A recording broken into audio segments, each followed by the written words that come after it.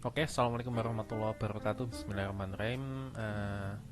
Kita ketemu lagi di kali ini dalam pembahasan untuk soal persiapan TPM kota ya, yang insya Allah adik akan hadapi, yaitu besok ya tanggal 25. Kalau sekarang tanggal 24, berarti besok tanggal 25. Untuk adik-adik kota silakan persiapkan diri ya. Nah, untuk yang adik-adik yang sudah dapat soalnya silakan dikerjakan dulu.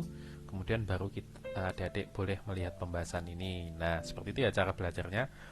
Oke, kita langsung saja. Jadi siap-siap, fokus dan konsentrasi karena video ini akan panjang sekitar 30 sampai 45 menit ya. Jadi silakan konsentrasi supaya menyerap dengan baik. Oke, kita lihat di nomor satu. Berikut merupakan gambar struktur sel tumbuhan dan sel hewan. Jadi ada sel tumbuhan, ada sel hewan ya di sini ya. Kelompok Newton yang terdiri dari 4 siswa setelah mempelajari organel sel secara teori, kemudian mereka melakukan pengamatan terhadap struktur sel hewan dan tumbuhan seperti pada gambar. Kemudian masing-masing siswa menuliskan pernyataan hasil pengamatan. Kemudian di sini ada Hera, Alex, Berta, dan Dini masing-masing punya hasil pengamatannya sendiri ya. Yang ditanyakan pernyataan hasil pengamatan yang tepat yang mana. Nah, berarti ini ada yang tidak tepat. Kita coba teliti satu-satu ya. Oke, Hera, sel hewan dan tumbuhan sama-sama memiliki RE atau retikulum endoplasma yaitu 2 dan P. Betul ya, pernyataan ini betul ya, sama-sama punya retikulum endoplasma. Tapi apakah benar 2 dan P? Kita lihat di sini.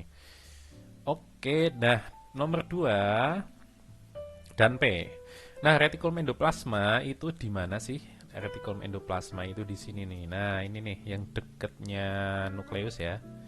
Kalau hewan di sini. Nah, RE itu harusnya semestinya di sini.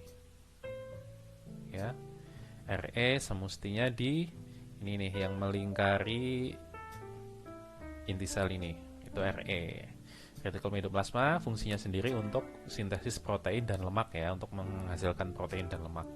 Nah, karena letaknya salah, berarti dia salah. 2 dan P itu apa? 2 atau yang ini nih semuanya nih yang tidak yang rata ini semuanya itu adalah sitoplasma. Jadi 2 dan P itu sama-sama sitoplasma. Jadi salah ya. Alex, sel hewan dan tumbuhan sama-sama memiliki mitokondria, betul. Yaitu 3 dan S. 3 apakah ini mitokondria? Ya, betul. Ini adalah mitokondria. Jadi betul ini adalah mitokondria. Yang S betul, yang bentuknya seperti kacang ini ya. Mitokondria. Mohon maaf ya kalau tulisannya agak susah dibaca karena supaya cepet ya.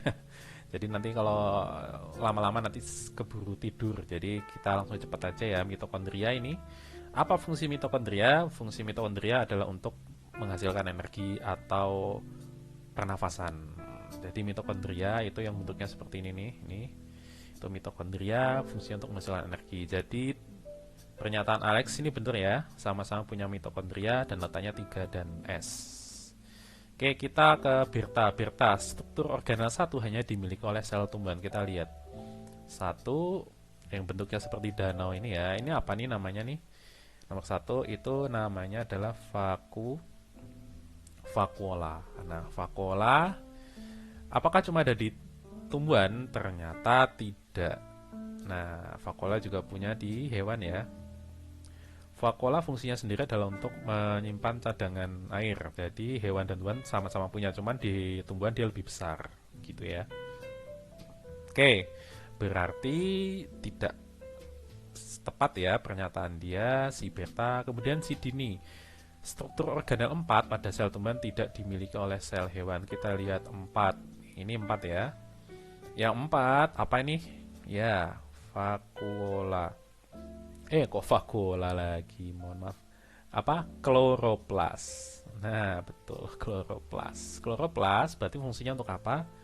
Betul, untuk fotosintesis. Nah, karena hewan tidak bisa berfotosintesis, yang bisa hanya sel tumbuhan, berarti betul kloroplas nomor 4 hanya dimiliki oleh tumbuhan, tidak dimiliki oleh sel hewan. Berarti yang betul adalah Alex dan Dini yang C.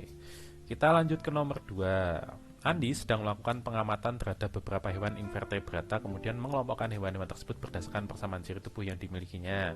Berikut adalah merupakan gambar hewan-hewan invertebrata yang diamati Andi. Nah, invertebrata berarti dia tidak bertulang belakang ya.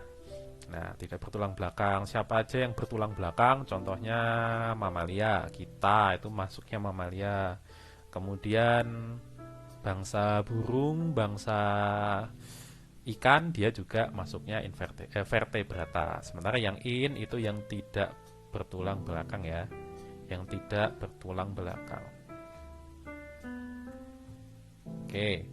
Nah, di sini ada 6 hewan ya, vertebrata, ada lobster, ada bintang laut, kemudian ada apa siput, ada bulu babi, kemudian ada cumi-cumi dan laba-laba. Nah, pengelompokan hewan yang benar berdasarkan persamaan ciri tubuh yang dimiliki. Nah, adik-adik, mana nih pasangan-pasangannya yang satu punya persamaan ciri tubuh atau dia satu kelompok atau satu kekerabatan. Nah, untuk tahu adik-adik harus tahu nih ya kalau ada yang namanya klasifikasi makhluk hidup atau taksonomi ya, ilmu taksonomi. Jadi dia mengelompokkan ada kingdom, kemudian ada phylum, kemudian ada kelas, ada ordo, ada family, ada ada genus, ada spesies ya. Jadi itu urutannya itu dinamakan taksonomi. Nah, semua hewan bisa kita kelompokkan taksonomi ya. Misalkan kita contoh di sini salah satu aja ya. Nah, lobster. Ini adalah taksonomi lobster ya. Dia filumnya Arthropoda. Arthropoda. Nah, kingdomnya Animalia. Animalia itu berarti bangsa hewan. Selain hewan berarti ada tumbuhan atau plantae. Jadi kingdom itu kalau nggak Animalia, plantae ya. Nah, bawahnya lagi filum itu macam-macam. Ada Arthropoda, ada Mollusca, macam-macam ya. Nah, kemudian bawahnya lagi ada kelas, ada ordo sampai ke spesiesnya. Nah, di sini kalau dia punya persamaan nih ya di Animalia ke bawah nih ya, berarti dia punya kekerabatan. Nah, contoh di sini yang sama-sama Arthropoda, kira-kira siapa? Yang sama-sama dia filumnya Arthropoda. Arthropoda berarti dia yang punya tubuh berbuku-buku. Siapa di situ? Ya, ternyata kita lihat yang sama-sama Arthropoda adalah laba-laba ya. Nah, di sini kita lihat ya, dia filumnya Arthropoda. Nah, meskipun kelasnya beda ya. Kalau laba-laba ke Arachnida, jadi bangsa laba-laba dia Arachnida. Sementara kalau lobster dia malah Malacostraca. Nah, ada siapa lagi sih Arthropoda? Ada Insecta ya. Insecta dia masuk juga ke Arthropoda, kelas Insecta ya. Insecta berarti kupu-kupu, kumbang, kemudian belalang itu masuknya ke Arthropoda. Kemudian ada lagi kepiting, kepiting dia juga berbuku-buku kan, dia masuknya ke Arthropoda. Nah, jadi lobster pasangannya ternyata dengan laba-laba ya, tidak dumeh hidup di laut, berarti satu pasangan belum tentu ya. Jadi jangan tertipu, ada harus paham di situ. Nah, kemudian misalkan siapa nih? Nih, siput. Siput dia satu kerabat dengan siapa? Kita lihat taksonomi siput ya. Kita lihat taksonomi siput. Nah, siput dia masuknya kingdomnya Animalia, filumnya Mollusca, kelasnya Gastropoda dan lain-lain. Nah, siapa yang punya kesamaan dengan siput? Kita lihat di sini ya. Filumnya beda ya, dia sudah beda, berarti siput tidak satu kerabat dengan bintang laut. Karena siput tadi dia Mollusca. Siapa yang Mollusca juga? Nah, ternyata dia punya kekerabatan ketemu di filum ya. Oleh cumi-cumi, dia sama-sama Mollusca. Berarti dia siput itu ternyata dia punya kekerabatan dengan cumi-cumi. Nah, berarti sisanya yaitu adalah bintang laut dan bulu babi. Nah, bintang laut kita cek di sini ya. Bintang laut tuh ternyata dia filumnya Echinodermata. Nah, Echinodermata itu salah satunya adalah bintang laut, kemudian ada bulu babi. Jadi pasangannya ya kelompok 1 ya R dengan W, kemudian kelompok 2 S dengan U, kemudian kelompok 3 T dengan V. Berarti jawabannya adalah A. Oke, kita lanjut ke nomor berikutnya. Ini adalah soal pencernaan ya. Makanan yang kita makan akan melewati saluran pencernaan untuk dicerna baik secara mekanik maupun kimiawi. Pencernaan secara kimiawi dilakukan dengan bantuan zat kimia berupa enzim. Peran enzim di dalam proses pencernaan zat makanan disajikan pada tabel berikut. Kemudian ada enzim-enzim ya, ini ada betialin, pepsin, amilase, lipase, tripsin. Nah, kemudian ada di sini ada organ-organ tubuh ya, organ tubuh OS, kemudian di bawahnya ada makanan ya, makanan enak banget nih kayaknya, lele sama sambal nih, ada kerupuk, ada tahu. Kemudian pernyataan analisis yang tepat berdasarkan makanan yang dikonsumsi Sandi. Oke, berarti kita harus tahu nih, makanan ini, zat makanan pada makanan ini akan dicerna oleh siapa, kan begitu ya. Nah, misalkan kita ambil contoh W. W ini adalah nasi ya, berarti dia mengandung apa? Amilum atau karbo ya. Nasi kan dia karbohidrat atau amilum. Nah, siapa yang mencerna, organ mana yang mencerna amilum atau karbo? Nah, gitu ya. Nah, amilum di sini misalkan amilum di sini ya, itu di enzimnya adalah petialin, kemudian hasilnya menjadi maltosa. Nah, kemudian ada lagi nih amilum, kemudian enzimnya itu amilase, hasilnya adalah glukosa. Nah, dua ini ada di mana? Dua ini ya. Petialin itu khususnya petialin itu adanya di mulut. Nah, kalau amilase itu ada di maaf bukan lambung, ada di pankreas. Ya. Carmila lepasin tri, karbohidrasa, amilase, lipase, tripsin. Nah, itu ada di pankreas ya. Carmila lepasin tri, karbohidrasa, amilase, lipase, tripsin.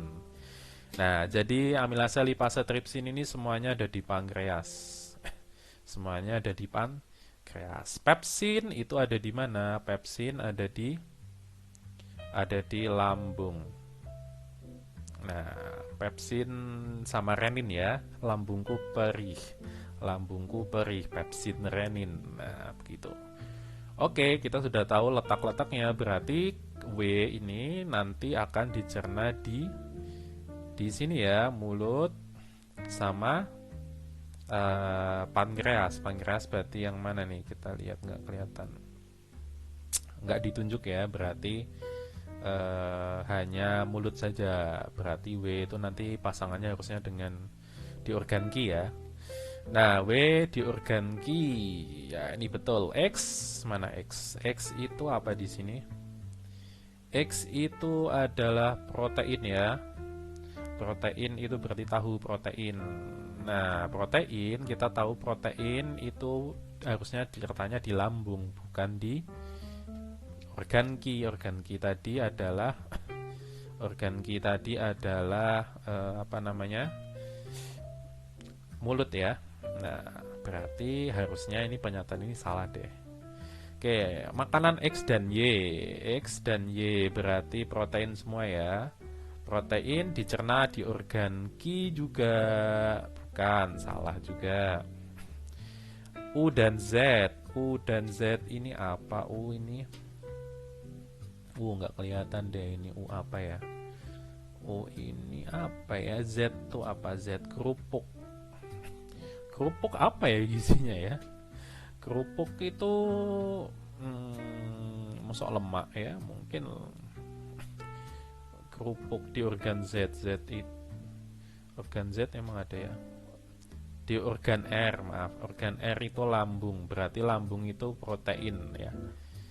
Kerupuk nggak ada proteinnya, jadi nggak, bukan ya, bukan, ini juga bukan. V dan Y, V dan Y, V itu ini ikan ya, protein juga kali. Y itu protein, dicerna di organ S. Organ S itu adalah usus halus ya. Apakah di usus halus ada protein ya? Ada protein di usus halus ya, di usus halus ada protein ya. Di usus halus ternyata ada protein juga. Jadi protein itu nggak cuma di lambung, dia di usus halus, tapi enzimnya bukan pepsin. Enzimnya bukan pepsin ya, dia enzimnya tripsin. Nah, jadi ini tripsinnya ada di usus halus. Usus halus. Nah, berarti jawabannya adalah yang D. Oke, kita ke organnya S betul ya. Kemudian enzimnya 5. Bener kan? Tripsin dia juga ada di usus halus. Oke, kita lihat nomor 4. Proses pembentukan urin. Nah, di sini ya. Wait. Nah, Ini adalah ginjal, kemudian ini adalah dalemannya ya, atau nefronnya. Kemudian proses pembentukan urin ada 3 ya, apa saja?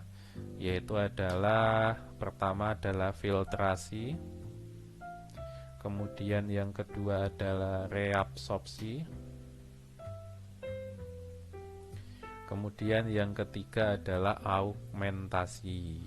Ini harus hafal ya adik-adik ya. Filtrasi, reabsorpsi, augmentasi. Nah, filtrasi itu siapa yang berperan? Yang berperan ada 2, yaitu kapsula Bowman dan glomerulus. Kemudian reabsorpsi ada dua juga, itu adalah TKP, tubulus contractus proximal. Kemudian ada lengkung Henle ya. Lengkung Henle. Augmentasi ada 2 juga, TKD ya, tubulus contractus distal dan tubulus pengumpul. Nah, jadi itu ya, filtrasi ada kapsula Bowman, ada glomerulus, reabsorpsi ada TKP, ada lengkung Henle, augmentasi ada TKD dan TP, tubulus pengumpul. Nah, kita bisa lihat ya, jadi yang P ini organnya namanya glomerulus.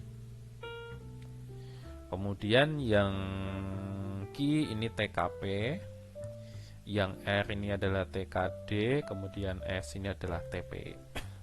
Gitu ya. Nah, jadi kita lihat ya, pernyataan berikut yang benar berkaitan dengan proses pembentukan urin. Filtrasi terjadi pada bagian P, betul. Sedangkan reabsorpsi pada bagian R.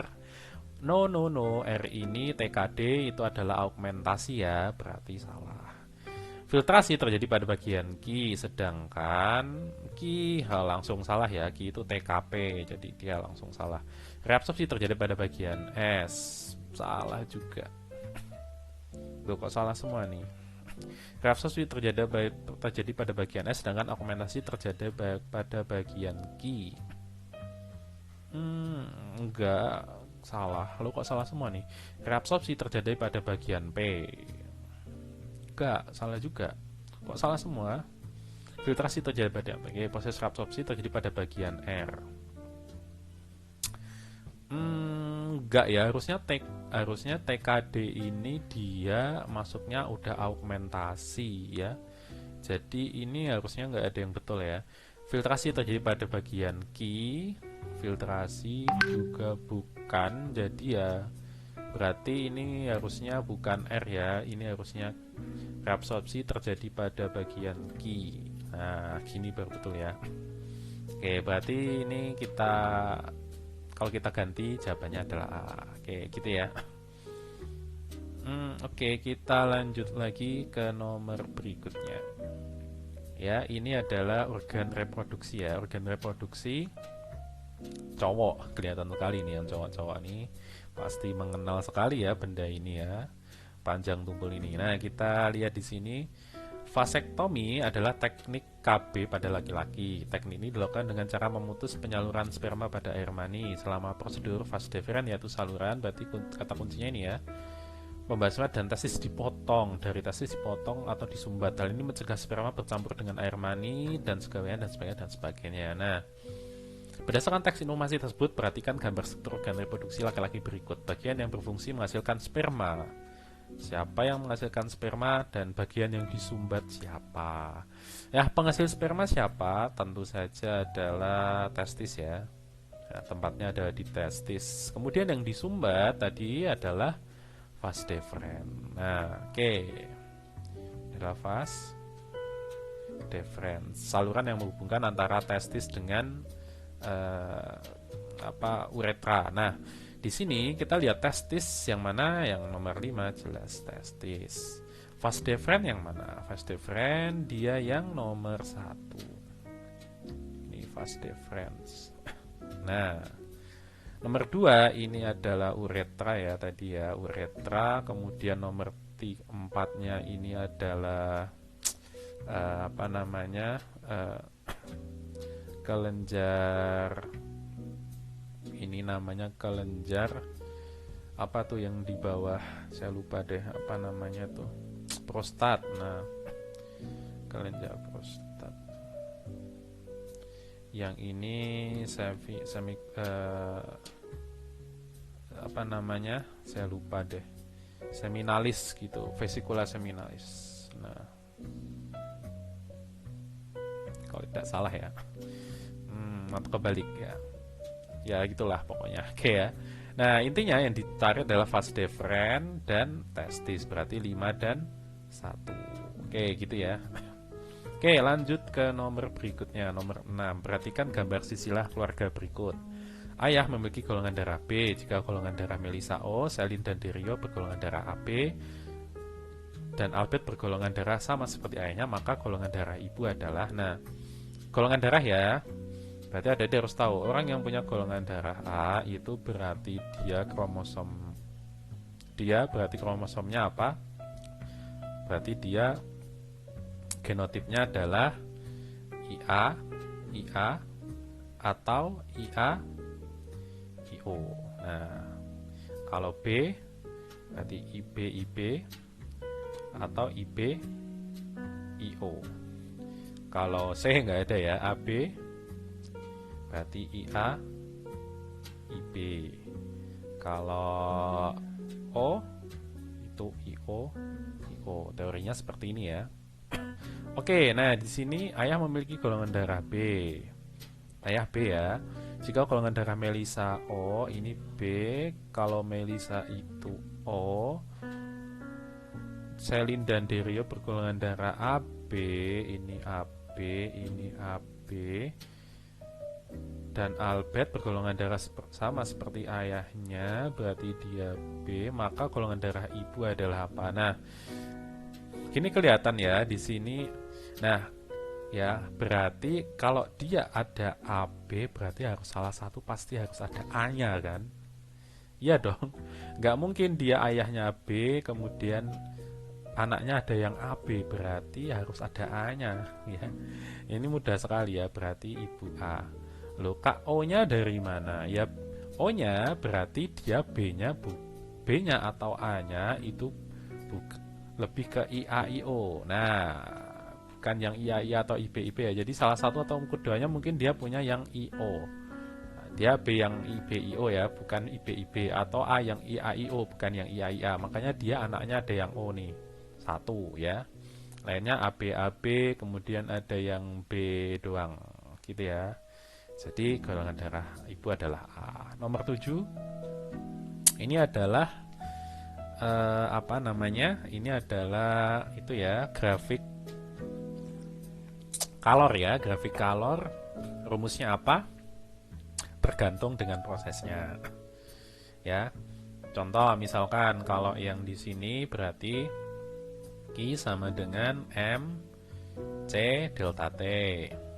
Kalau yang proses ini berarti Q sama dengan M kali L. Kalau proses ini Q sama dengan M kali C kali delta T. Nah, tergantung ya, tergantung gimana.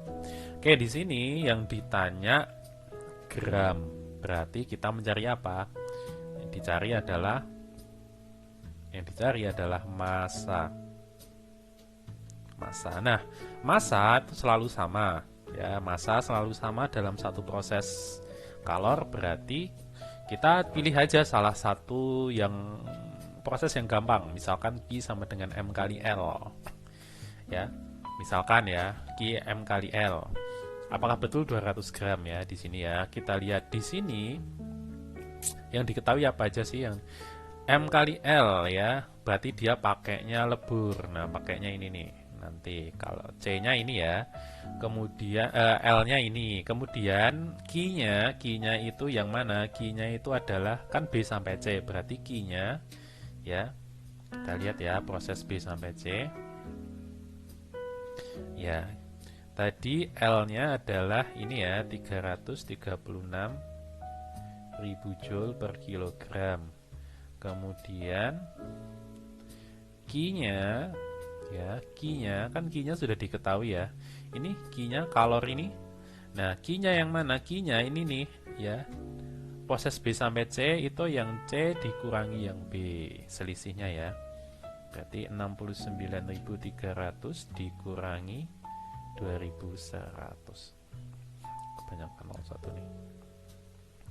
berapa nih? Berarti jawabannya ini 67.200 ya. Nah, 0032312927 ya betul 6 ini joule ya, ada laginya. Berarti yang dicari adalah massa ya, M nya berapa ya, kita masukkan ke rumus ya, kita masukkan ke rumus Q sama dengan M kali L ya, berarti 67.200 sama dengan M dikali 336.000.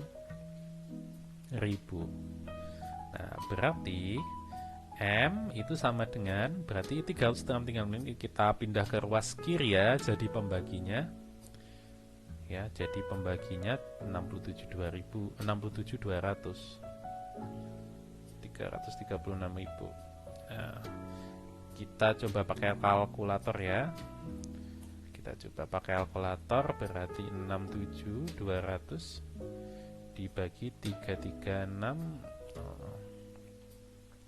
Nah, ketemunya adalah 0,2 kg, atau kita jadikan gram, berarti kita kalikan 1 kg sama dengan 1000 gram. Berarti 0,2 kali 1200 gram. Oke, langsung ketemu jawabannya. Oke, gitu aja ya. Jadi kalau ditanya gramnya, silakan pilih salah satu tuh ya. Kalau saya rekomendasikan pilih yang M kali L, karena rumusnya simpel, hanya M dan L. Q-nya sudah diketahui ya, kurangin yang C dan B dikurangi dulu, kemudian L-nya itu adalah yang lebur ya, ingat ya, kalor lebur. Nah, kemudian pakai rumus Q sama dengan M kali L, kemudian nanti berarti ini rumusnya jadinya apa? Kalau ditanya M sama dengan Q dibagi L. Nah, ini nih. Oke, kita lanjut ke nomor 8. Nomor 8 ini adalah Pak Arifin merancang sebuah tangga menurut konsep bidang miring yang akan digunakan pada bangunan yang akan dibuatnya. Nah, tangga yang akan dibuat menghubungkan antara satu lantai dengan lantai di atasnya. Ketinggian atau jarak antara masing-masing lantai adalah 4 meter. 4 rancangan Pak Arifin adalah sebagai berikut. Ada rancangan 1, 2, 3, dan 4. Beberapa pernyataan berkaitan dengan rancangan Pak Arifin, yaitu rancangan ke-1 memiliki keuntungan mekanis kecil, dan sampai pernyataan 4 ya. Pernyataan yang benar atau salah sesuai dengan konsep usaha dan pesawat sederhana. Kita cek satu-satu ya. Jadi untuk pesawat sederhana ada 3 jenis, ada bidang miring, ini salah satunya, kemudian ada tuas dan ada katrol. Nah, untuk bidang miring itu untuk menghitung keuntungan mekanisnya itu adalah ya S dibagi H. S itu yang mana? Ini adalah S. Kemudian H-nya ini tingginya adalah H. Diketahui di sini, apakah diketahui H-nya? Ya, jarak antara masing-masing lantai adalah 4 meter. Ketinggian atau jaraknya 4 meter, berarti H-nya itu adalah 4 meter. Nah, kita hitung masing-masing ya. Contoh, rancangan pertama berarti keuntungan mekanisnya 5 dibagi 4. Ya, 5 per 4. 5 per 4 itu berarti sama dengan 1 per 4 atau 1,25. Kemudian yang ini ya, yang ini berarti keuntungan mekanisnya sama dengan 7,5 dibagi 4. 7,5 dibagi 4 kita hitung coba. Nah, 1,875. Kemudian yang ini keuntungan mekanisnya 5,5 dibagi 4. Ya. 5,5 dibagi 4 hasilnya 1,375. Kemudian yang ini keuntungan mekanisnya 6,5 dibagi 4. Hasilnya 1,625. Oke, kita lihat ya. Yang mekanis paling kecil tentu saja yang ini ya. Rancangan ke-1 dia yang paling kecil, kemudian yang paling besar itu rancangan kedua. Rancangan 1 memiliki keuntungan mekanis terkecil, betul. Yang kedua memiliki keuntungan mekanis terkecil, salah. Urutan besarnya keuntungan mekanis dari yang terbesar. Dari yang terbesar berarti dari yang 2 dulu ya. 2 kemudian 2, 4, 3, 1. Ya, betul. Oke, berarti jawabannya 1 dan 3 yang betul. Yang 4, usaha yang dilakukan untuk naik dari lantai 1 menuju lantai 2 dengan menggunakan semua tangga adalah sama. usahanya sama, yang usahanya sama. Hmm, usahanya ya beda dong. Kan keuntungan mekanisnya kan beda-beda, berarti usahanya juga beda-beda. Yang paling enteng ya yang keuntungan mekanisnya paling besar, yaitu rangsangan kedua. Berarti 1, 3 betul-betul, 1 dan 3 benar-benar, 1, 3 benar-benar. Nomor 4, enggak betul, usahanya, oh usahanya sama ya, maaf, usahanya dia sama ya. Kalau usaha dia sama ya, usahanya semuanya sama, yang beda adalah gayanya, F-nya. Kalau usahanya dia sama semua. Kalau kalau usahanya itu sama ya, cuman gayanya yang beda. Perbedaannya ada di gayanya. Oke, berarti 1, 3 dan 4 betul ya, yang B. Ya, oke, kita ke nomor berikutnya. Nomor 9. Jadi ingat ya, untuk pesawat sederhana tuh usahanya sama, cuman gayanya saja yang berbeda. Oke, kita ke nomor berikutnya. Nomor berikutnya ini adalah tentang energi mekanik ya. Ada energi mekanik, ada energi kinetik, ada energi potensial. Nah, benda yang dijatuhkan dari ketinggian tertentu tanpa kecepatan awal akan mengalami perubahan energi potensial seiring dengan perubahan ketinggiannya. Meldi menjatuhkan sebuah bola logam bermasa 2,5 kg yang dilengkapi sensor kecepatan dari atas sebuah gedung seperti pada gambar. Tinggi gedungnya berarti di sini adalah H-nya ya. Ya, ini hanya 50 meter, kemudian ini kecepatan A, B, C, D, macam-macam ya. Semakin ke bawah tentu saja kecepatannya makin cepat. Data kecepatan benda pada titik ketinggian tertentu terekam seperti pada gambar. Meldi mencoba menghitung besar energi potensial dan energi kinetik pada beberapa titik ketinggian dengan hasil berikut ini.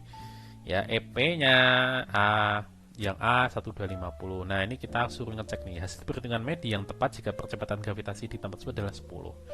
Yang mana nih ya? EP di A benarkah 1250? Kita apa EP? Rumusnya adalah EP di A ya, berarti waktu di atas gedung ini ya. EP rumusnya adalah massa kali gravitasi kali tinggi ya. Masanya tadi 2,5 ya, massa 2,5, gravitasinya berapa? Gravitasi di sini disebutkan 10 ya. Gravitasi memang selalu 10 kalau untuk SMP.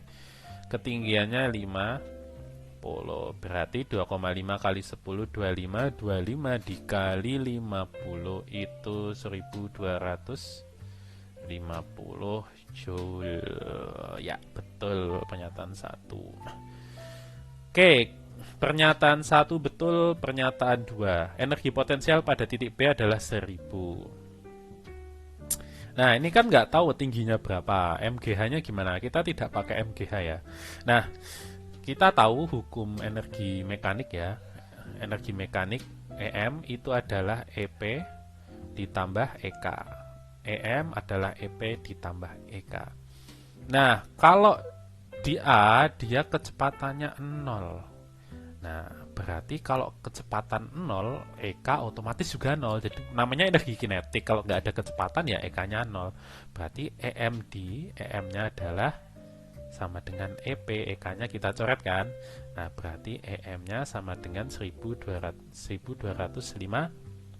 Sama dengan EP-nya ya. EM-nya. Nah, sementara kita tahu ya di B EM itu selalu sama. EM di A sama dengan EM di B sama dengan EM di C sama dengan di D. EM-nya selalu harusnya 1250.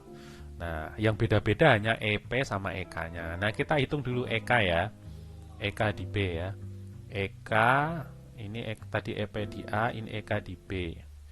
EK rumusnya setengah mafia kuadrat, setengah kali M kali V kuadrat. Berarti sama dengan setengah dikali masanya itu adalah 2,5 dikali kecepatannya kuadrat. Begini ya. Ini setengah kali 2,5 dikali 100. Kita coret ya. Ya, kita coret gini aja. Berarti sama dengan setengah dikali 2,5 kali 100 250. Berarti hasilnya 125 Joule.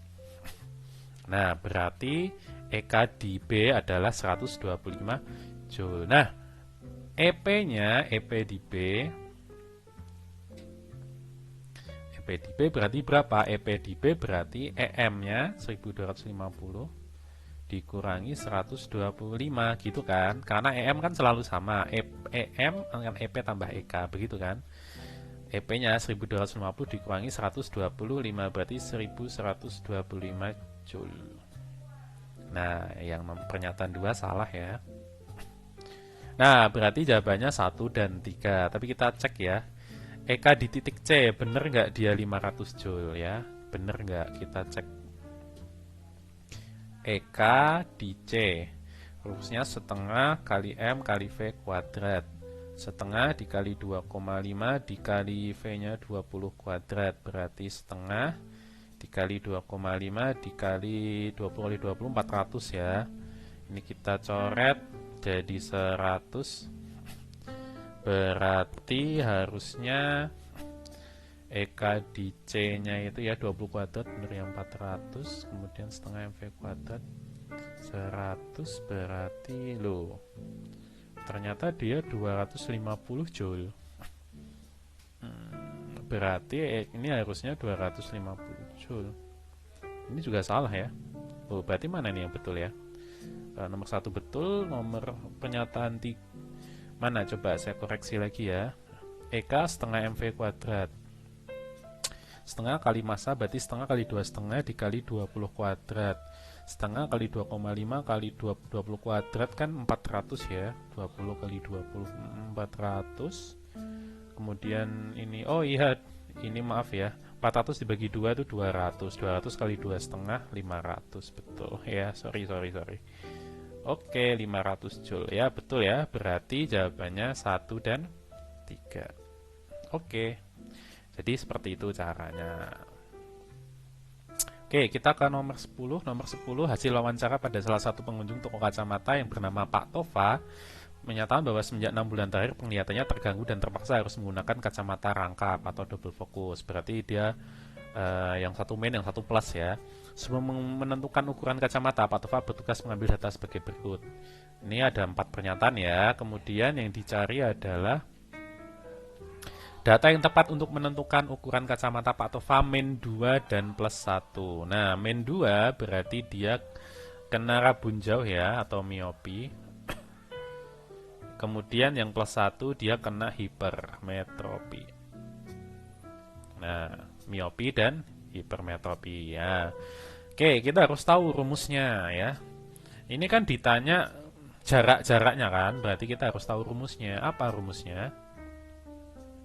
Untuk miopi ya, miopi rumusnya itu adalah 100 ya, bentar, miopi itu adalah 100 dibagi PR ya, 100 dibagi PR. PR itu apa? Ya, saya ulangi ya. Jadi miopi untuk tahu kekuatan lensa itu yang mana ini? Ini adalah P-nya ya. Ya, P sama dengan 100 per PR. PR itu adalah jarak terjauh. Jadi kalau orang terkena miopi atau rabun jauh, maka dia tuh paling jauh tuh berapa jaraknya? Nah, itu adalah PR-nya. Jarak terjauh ya. Jarak terjauh penglihatannya adalah PR. Nah, nanti hasilnya itu min. Ya, hasilnya kalau miopi rabun jauh tuh harus pasti min. Makanya di sini adalah min 2 ya. Nah, karena P-nya sudah diketahui ya, kita mencari jarak terjauhnya kan. Nah, pada jarak kesulitan membaca pada jarak lebih dari 33 cm. Berarti di atasnya jarak terjauhnya itu adalah 33 cm. PR-nya ini adalah PR-nya. Benar nggak PR-nya 33? Nah, berarti kalau nyari PR kita balik saja dengan P. Berarti 100 dibagi P. Gitu kan?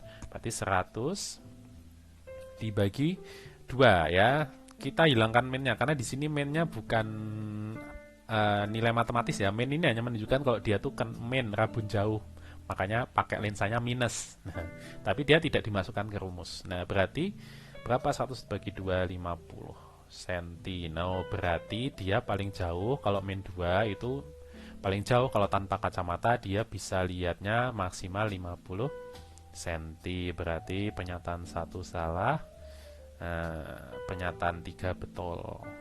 Nah, kita lihat yang hipermetropi.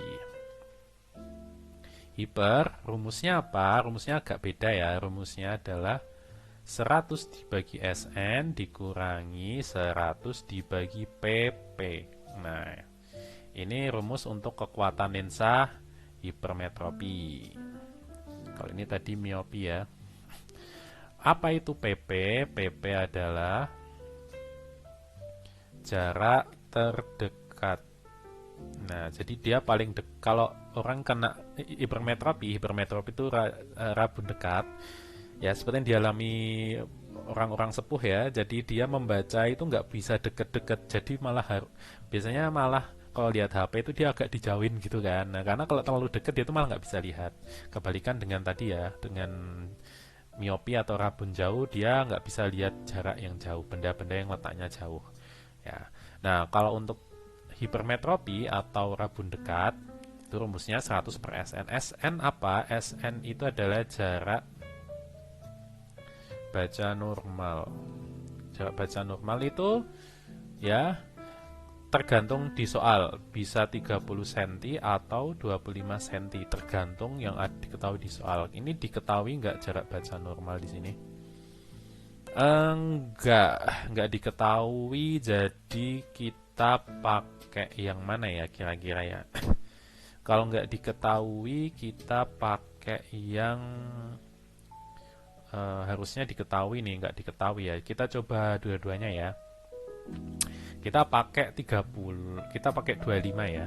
SN-nya 25. Nah, berarti gimana? 100 dibagi 25 dikurangi ya P sama dengan 100 bagi 25 dikurangi 100 per PP. Nah, karena berhubung P-nya itu sudah diketahui 1, berarti kita masukkan ya 1 sama dengan 100 per 25 dikurangi 100 per PP. Yang dicari adalah PP-nya gitu kan.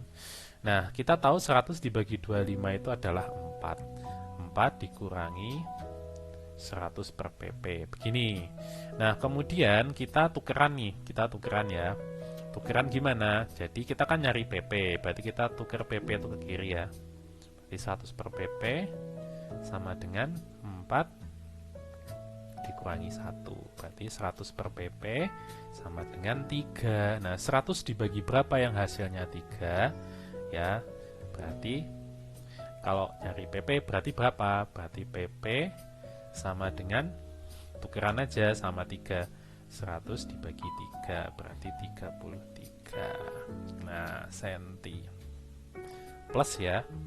Kalau tadi itu yang kok plus sih kalau jarak nggak ada plus minus ya. Tetap 33 cm paling dekat. Berarti yang nomor 2 ya, dia paling kalau kurang dari 33 cm dia nggak bisa, berarti paling deket tuh 33 cm. Berarti jawabannya 2 dan 3. Oke, kita ke nomor 11. Nomor 11 itu adalah apa ini? Ini adalah soal listrik dinamis ya. Listrik dinamis. Kita baca dulu ya, kita baca dulu ampere meter. Gimana cara membacanya? Ya, cara membacanya ya. Ini menunjukkan berapa di sini. Kita mau pakai atas bawah bebas ya. Misalkan kita pakai yang atas ya. Kan 0, 20, 40 jaraknya 20, 20. Berarti kalau pas di tengah, berarti dia setengahnya 20 kan? 10. Berarti siapa di sini? 30 ya, 20, 30. Berarti 30 per paling mentok ke kanan 100 ya. Dikali dia nyambungnya kemana? Ke 1 ampere, berarti dikali 1 ya, gitu ya. Kak, kalau pakai yang bawah bisa, berarti dia 15 ya, 15 atau 15 ya, ini 10 kan, ini 10, 10 berarti setengahnya antara 10 dan 20, 15 kan, 15 per 50 dikali 1 ya, sama aja ya, sama aja ya, beneran sama aja ya. 15 per 50, coba kita hitung 15 dibagi 50 berapa? 0,3. 30 bagi 100 12 0,3. Sama ya, mau pakai yang mana aja dia sama, berarti dia menunjukkan 0,3 ampere. Kemudian yang ditanya adalah voltnya. Nah, ditanya ada voltnya. Kita hitung dulu nih ya, ini hambatan paralelnya dulu kita hitung. Hambatannya yang paralel berarti rumusnya 1/R paralel ya, sama dengan 1/R1 ditambah 1/R2. 1/R paralel sama dengan di sini 60 sama 30. Sistem 60 ditambah 1/30, kemudian samakan penyebutnya 60 sama 30. Kita pakai 60 ya, 60 bagi 61, 60 bagi 30, 2 berarti 3/60, berarti R paralelnya kita balik 60/3 sama dengan 20 ohm. Nah, kemudian R totalnya sama dengan ini, tambahkan saja dengan sampingnya, berarti 20 ditambah 8 sama dengan 28 ohm. Nah, seperti itu. Nah, berarti tegangannya, rumusnya kita tahu ya. Kita tahu rumusnya adalah V sama dengan I dikali R. Berarti V sama dengan 0,3 dikali 28. Kita tinggal kalikan 28, hasilnya 8,4 volt. Nah, 8,4 volt. Loh, kok nggak ada yang betul nih? Tegangan pada baterai masing-masing rangkaian. Ya. Salahnya di mana ya? Oke, kita coba. Itu tadi 60 bagi 3 betul 20. Kemudian R totalnya 8 ya, 20 tambah 8 28. V sama dengan I kali R, berarti 0,3 I nya dikali R nya 28, harusnya betul 8,4 volt. Oke. Kita coba rangkaian 2 dulu ya. Oke, rangkaian 2 di sini sama ya. Ternyata sama, berarti dia arusnya itu sama 0,3 ampere. Kemudian ini 20 sama 80. Kita hitung dulu ya, berarti RP 1/RP sama dengan 1/20 ditambah 1/80. Ini disamakan 80 bagi 24, 80 bagi 21, berarti dia 5/80. Berarti RP-nya kita balik ya, 80 dibagi 5. 80 dibagi 5 itu berarti berapa tuh? 80 bagi 5, 16 ya. 16 ohm. Nah, berarti 16 ohm. R totalnya 16 ditambah sampingnya 8, itu adalah 24 ohm. Berarti V sama dengan I kali R sama dengan 0,3 dikali 24 ya, 0,3 dikali 24 hasilnya 7,2. Oh, ini benar ketemu ya, ini ketemu. Salah. Nah, cuman yang kiri nih kenapa bisa salah ya? Yang kiri harusnya kan dia betul 20, kemudian 28 ya, tambahkan 28, kemudian I nya 0,3 kali 28 kali 28 ya, harusnya begitu. 1/60 ditambah 1/30, 60 bagi 61, 60 bagi 22, 3/60 20, 20 tambah 8 betul 28. Kemudian iya nih, harusnya betul ya. Berarti ini tidak ada yang betul, ini harusnya 8,4 volt sama 7,2 volt. Oke, berarti nomor 11 tidak ada jawaban yang benar. Kita lanjut ke nomor 12. 12. Hukum kolom ya, hukum kolom itu ini ya rumusnya, F sama dengan K Q1 Q2 per R2.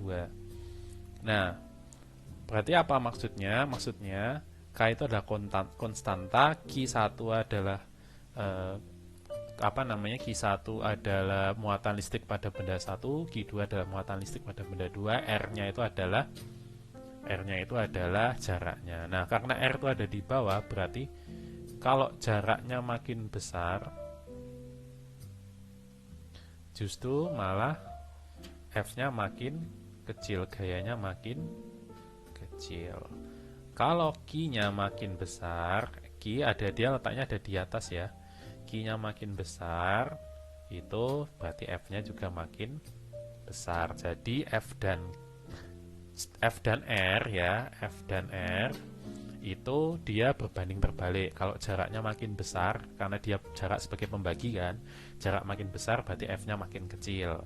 Tapi kalau Q-nya makin besar, karena Q ada di atas, F-nya juga makin besar. Dia berbanding lurus dengan F. Q berbanding lurus dengan F, R berbanding terbalik dengan F. Gitu ya. Kita lihat, ini ada 4 simulasi. Ini adalah Q1, ini adalah Q2, ini adalah R-nya. Gitu kan. Nah, berdasarkan data-data tersebut, sekelompok siswa membuat kesimpulan seperti berikut. Besarnya gaya kolom pada simulasi 1 lebih besar dibanding simulasi 2. Karena muatan listrik A dan B tidak sama besar. Kita lihat ya.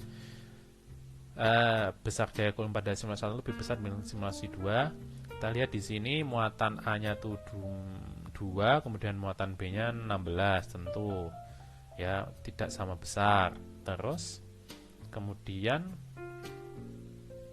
dia jaraknya 2. Nah, ini muatannya ini sama ya, A sama B sama. Yang beda ternyata hanya jaraknya. Karena jaraknya. Nah, kita lihat ya tadi ya, kalau jaraknya makin besar, harusnya F-nya semakin kecil, bener nggak? Dia 4 sama 2 gedean yang 4 kan, nah tapi ternyata dia F-nya itu lebih kecil ya. 1,8 sama 7,2 lebih gede 7,2 kan, berarti terbukti.